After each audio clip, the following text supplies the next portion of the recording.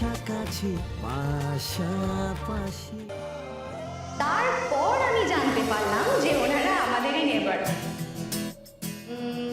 এরপর মাঝে মাঝে উনি আসতেন আমাদের বাড়িতে নিউজ পেপার চাইতে, আর যেভাবে চাইতেন সেটা that was so sweet and he was so humble. একটু আপনার ইংলিশ নিউজ পেপারটা দিন তো, পড়ে দিয়ে দেবো। আমাদের সোসাইটিতে প্লিজ আর থ্যাংক ইউ বলাটা ভদ্রতার পরিচয়। ও থ্যাংক ইউ। আরে কে নাকি ডেন্টিস্ট? এ তো স্টোরি রাইটার হওয়া উচিত ছিল, পুরো চেতন ভাগাত। এরপর আমাদের মাঝে মাঝে দেখা হতো, যেটা ছিল ভীষণই রোমান্টিক। মুস্কান মেরি বেটি হ্যাঁ, ওর ভালো মন্দ আমি বুঝি। একবার একটা বিপদে পড়ে আমি আপনার কাছে হেল্প নিয়েছিলাম। Thank you so much. Thanks again, but don't cross your limit.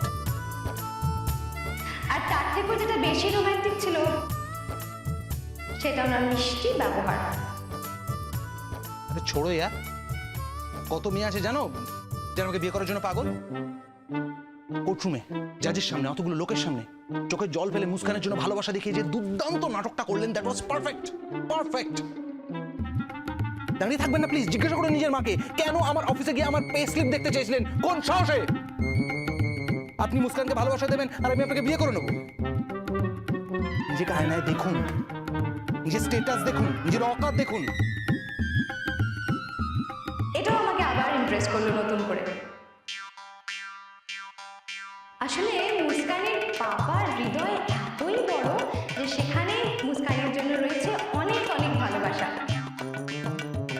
আমার না মাঝে মাঝে মনে হয় মুস্কানের হয়তো মায়ের দরকারই নেই, কারণ মিস্টার কাপুরই তো মুস্কানকে বাবা আর মা দুজনেরই ভালোবাসা দেয়।